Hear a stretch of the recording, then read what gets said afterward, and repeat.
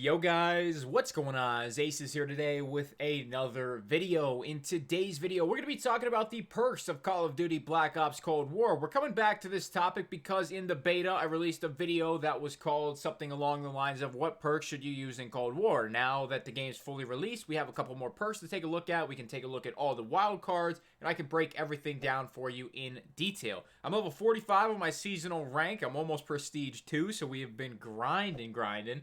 But we're going to talk about perk 1, 2, and 3, talk about some ways to manipulate your perks with wildcards, and what perks you should be using, whether you're using 3 perks, any 3 perks, or 6 perks. So let's just hop into it, man. Perk 1, Engineer, Paranoia, Flak Jacket, Tac Mask, and Forward Intel. Honestly, at the beginning of the game when you're just starting out, Engineer is a really solid perk. I actually really enjoyed using it because I never died to a prox mine. Now, given I don't really die to him too much now because I have Flak Jacket or I just crouch, it's super easy. But at the beginning when you're a new player, Engineer is a pretty solid perk. But as soon as you unlock Flak Jacket, this one's going to be huge. Make sure you're throwing this on because that's going to save your life so many times. And then once you get Tac Mask, you are going to stop the stun abuse that's happening to you. And that's when you come to a crossroads. Do you want to get stunned constantly? And stun grenades in this game are amazing. They are so good. They might even get nerfed in the future. We will see. They are very good grenades. Or do you want to die to explosive damage? Me, I typically run Flak Jacket in objective game modes because usually there's a lot of grenade spam as explosive grenades on the hills, and a lot of people have stim shot on in objective modes. So that's my reasoning behind it. But Tac Mask is good for modes like Team Deathmatch or Momentum or stuff like that. You know, when you're always rushing and you don't want to get slowed down by stuns, then throw Tac Mask on. Now, obviously, if you use Lawbreaker or Perk Greed, you can use both Flak Jacket and Tac Mask.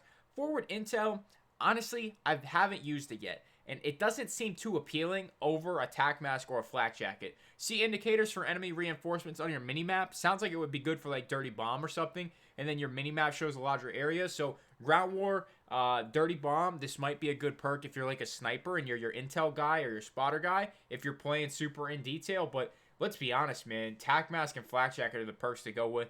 Paranoia is cool. It's really just not too applicable in any situation. I mean, it's just going to show you where you're getting aimed from, and it might save your life a couple times, but not nearly as much as Flak Jacket and Tac Mask will.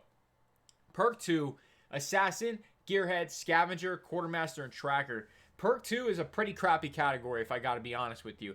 Assassin is pretty cool to use because when you're using spy planes, you can get extra score just by seeing those enemies who have that indicator on them. It's just like a skull or something on the minimap. And you will see if they're on a kill streak, and if you kill them, you get extra scores. So you get your streaks a lot faster. Probably my favorite perk 2, to be honest with you. But Gearhead is okay. I haven't really used it, though.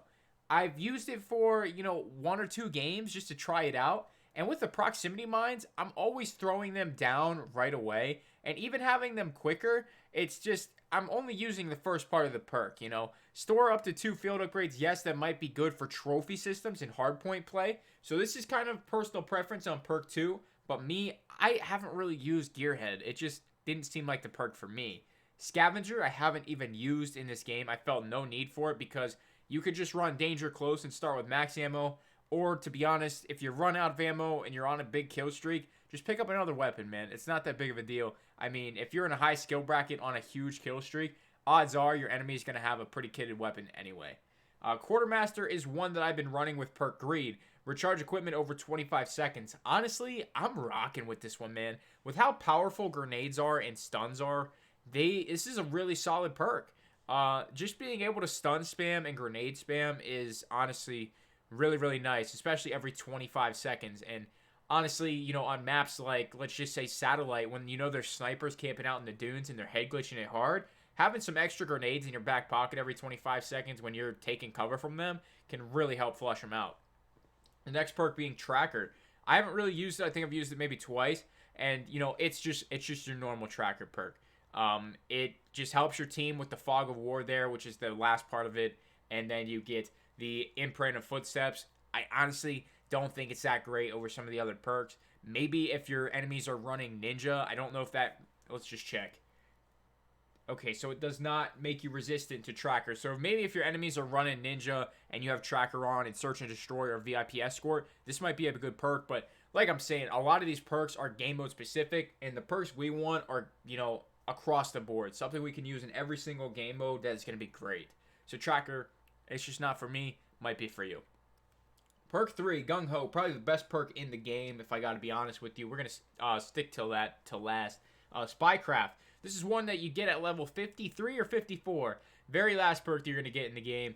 Hack enemy field upgrades, immune to counter spy plane, jammer, tracker, and paranoia. Won't trigger proximity or gas mines, booby trap enemy care packages. You get a lot here, but perk 3 is a really strong category. So it's really hard to equip this perk over the other perks. It sounds amazing, and to not have to worry about counter spy planes, jammers, tracker, paranoia, no prox mines or gas mines, that's a lot of stuff that's just taken out of your world, and it's a nice thing to have.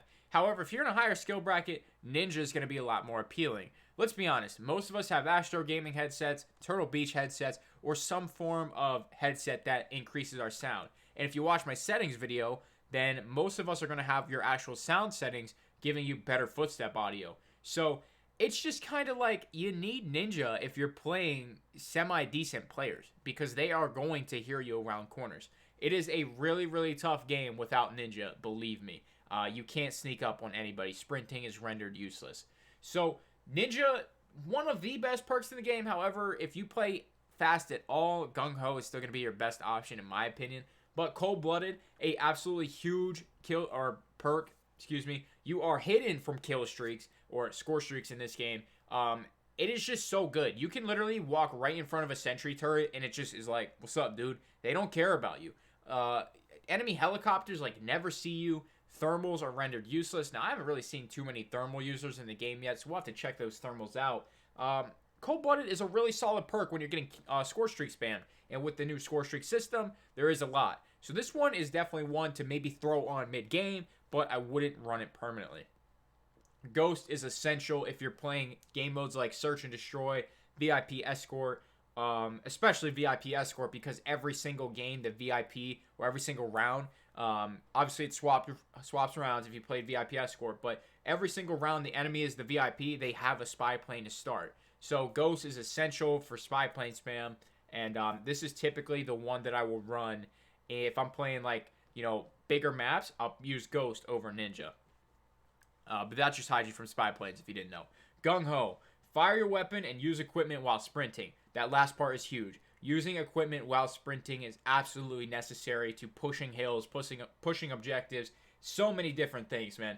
Just being able to get that frag grenade, stun grenade in there, and especially if you're using the one that gives you 2 nades each, this one is huge, man. Just being able to run in there, throw nades, get in there as fast as possible is essential. Next, move at full speed while reloading.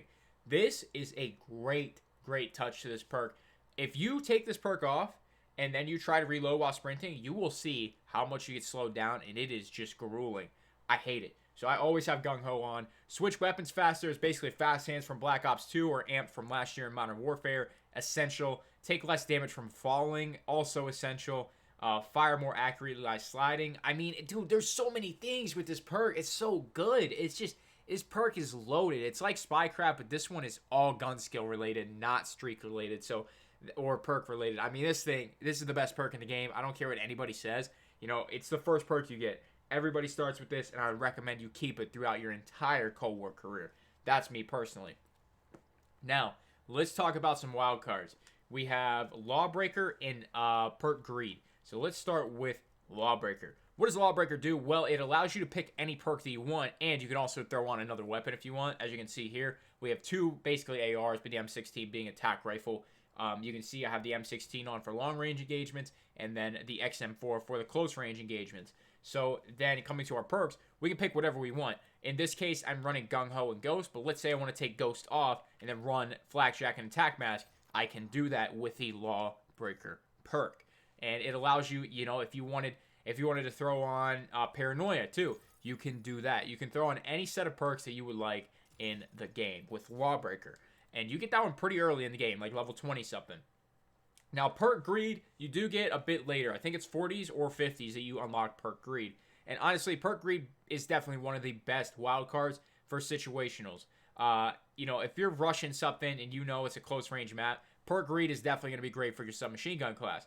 But if you're using Perk Greed on a sniper class, it doesn't really make sense. You know, you're not going to get in as many engagements. Even if you're putting on Cold-Blooded to hide your nameplate and you have Ghost, Ninja, and you have Assassin and Flakjack and Tac Mask, okay, that's fine. But I would rather have Lawbreaker on for my sniper class so I can switch to a submachine gun in a sticky situation. I'm more thinking about my life rather than, you know, or being able to save my life rather than just playing my life, if that makes sense. So, Perk Greed, what would I recommend to run for perk sets? So, if you guys are mainly playing that intel role, that sniper role, maybe just consider not running Flak or Tac Mask. Maybe consider forward intel and paranoia. This way you know where you're getting aimed from if you have sniper competition, and you have that forward intel for your team if you're playing in a party. If you're playing solo, I don't know. That one's kind of up to you. Maybe if you're going to get naded a lot, you can run like a paranoia flak jacket. But what you're using for submachine guns, ARs, everything else, flak jacket, tac mask, all day long. Don't do anything else. Perk 2. I run Assassin and Quartermaster. Like I was saying about the Quartermaster, that equipment recharge is very, very nice. And then having Assassin there to get those extra score when you're killing players on score streaks, or kill streaks, I should say, for your score streaks, it's really nice. Helps you get chopper gunners a crap ton faster. This is my personal preference, but this one's completely up to you. If you're running trophies, consider Gearhead and, you know, Tracker if you want it, but you could really do anything in Perk 2. It's not going to matter too much. Perk 3, this one is kind of tough. If you're a submachine gun player, Gung Ho and Ninja, for sure. You're going to be rushing in. And, yeah, it's that simple. If you're a sniper, consider Ghost and Cold-Blooded.